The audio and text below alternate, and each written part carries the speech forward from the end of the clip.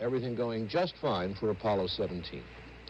For a time, each astronaut who flies to the moon is in the public spotlight. But when that flight ends, the spotlight moves on to other people. Recently, NBC News correspondent Roy Neal visited some of those no longer in the public view. Prior to Apollo 17, 10 men walked on the moon. This made them members of the most exclusive fraternity the world's ever known.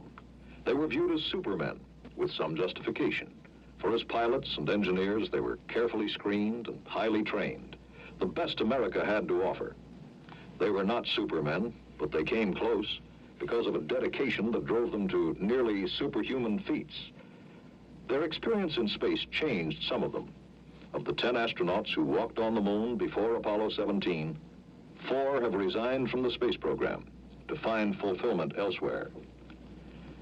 The first man to set foot on the moon, Neil Armstrong, now is a college professor. He teaches a course in aerospace engineering at the University of Cincinnati. Professor Armstrong won't talk to newsmen and refuses to pose for pictures. He's retired into the seclusion of campus life after an overdose of publicity. Armstrong never liked being interviewed or making speeches. After his trip to the moon, he was thrust into a continuous round of both as an international hero, a figure in history, and a man who no longer could practice his profession, a test pilot whose wings were clipped because NASA didn't want a chance losing its hero. Now he's Neil Armstrong, very private citizen. May we pray? One of the men most affected by his moonwalk was Jim Irwin, who flew on Apollo 15. Today, Irwin tours the world preaching, telling people how he found God and came to Christ on the moon. Which rock will you choose? Would you choose that moon rock? Or will you choose this rock? This rock of Jesus Christ, this living rock. This rock which will never leave you, that you can never lose. I ask you to make that decision tonight. You know, Jim, you've had the opportunity to go to the moon, which in its way made you a very exclusive American hero.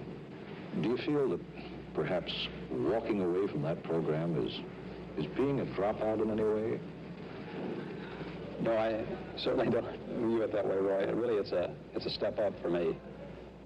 The experiences that I went through on the moon brought me to a new realization of what God is, to feel God's presence so closely on the moon. I realize that I have some fame, as a result of being an astronaut who's had the opportunity to go to the moon. And I'd like to use that fame, be it ever so short, for a religious, for a Christian purpose, because I can't think of a higher calling than to share a religious message with people everywhere. I invite you to come forward. Say, Jesus, I need you. Come into my life.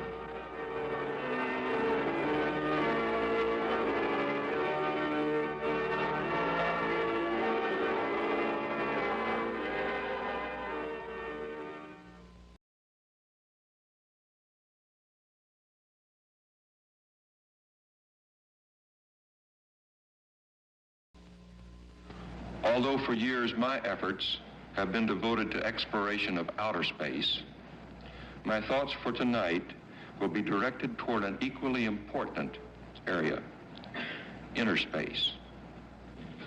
Ed Mitchell went to the moon with Alan Shepard on Apollo 14. He too is retired from space to take up what may be the most unusual new career of them all.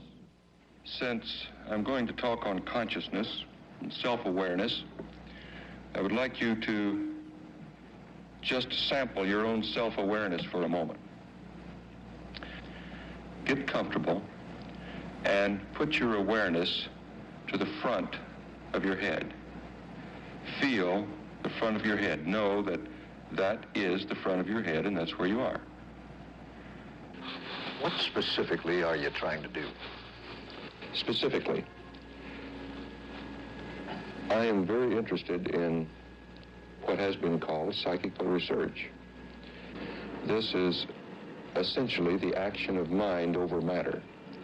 which physical science says cannot happen. I have seen it happen enough to know that's not so.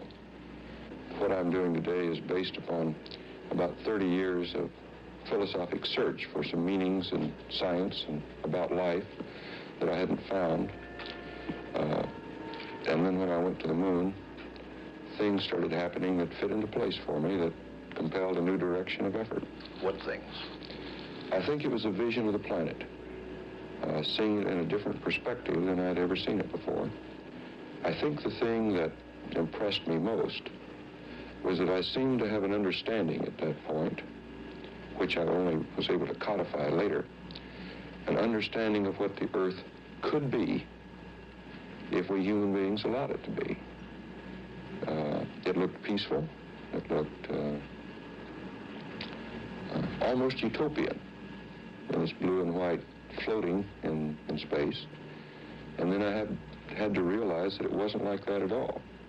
That it was really a very chaotic place that we human beings have made for ourselves. And it was the difference between what it could be and what it is that was a real awareness for me.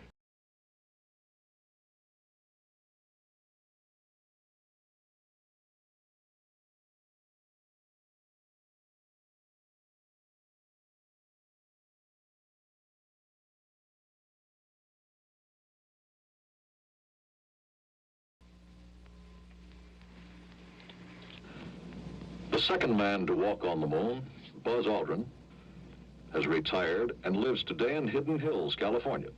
He's writing a book, the story of a brilliant pilot and engineer who dedicated himself perhaps too much to his flight to the moon and then had trouble readjusting to the world.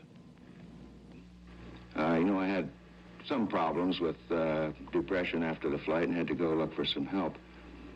And I can't help but think that I'm a more satisfied, more settled person now because of having done that than I would have been if I just gritted my teeth and tried to put up with everything. I was kind of thinking, too, of when you look back at the Earth and you realize you're walking on a different world, does that do anything to you inside? Does it give you a feeling for, more of a feeling for religion, perhaps, or where I am or what I am? Not precisely at the time. Of course, as I look on it, back during those precious moments, there's a little bit of a lack of reality. You certainly recall specific instances, but it's so far removed from the other normal things that you're doing in day-to-day life. You don't doubt at all for a second that it all happened, but it is a land that you can't just go back to again and re-experience these things. You have that one time to do it. And I'm sure that each and every person that's been there, especially those who have been rushed, as I think we were in a lot of our time, that you just didn't have the time to sit down and reflect, nor did we feel we could afford the luxury of being able to do that. Now, I've heard some poets' interpretations of, what they would say in looking out, and in a lot of cases, I think it's a lot of trash. I think we, in our engineering descriptions, describe what we saw and the feelings that we had in a modern, contemporary, up-to-date fashion. And to expect something more from us, some poetic or very philosophical things at that point, I think was just not in keeping with the people who were associated with it. It's a far cry from walking on the moon to doing commercials on television. Does anybody ever say, Buzz, you're copping out? The more you get into the public domain, the more you find that there are a few people that just don't like what you're doing, no matter what you're doing. I felt in the military, of course, in the years in Korea, things like that, maybe 95% of the people in the country were behind what I was doing, really supporting it. And in the space program, maybe 98%. There are always a few that aren't. But now as you start getting out and doing things on your own, you find that there are more and more people that think you shouldn't be doing that for some reason. They seem to think that maybe they, in a sense, own us, and, it's above us to go out and do things that other people do, and I resent that a bit. I put in my time and did what I felt was an adequate service for my country, and I feel now the time has come that I'm not in that business anymore, that I certainly shouldn't be hampered from going out and doing whatever I darn well please.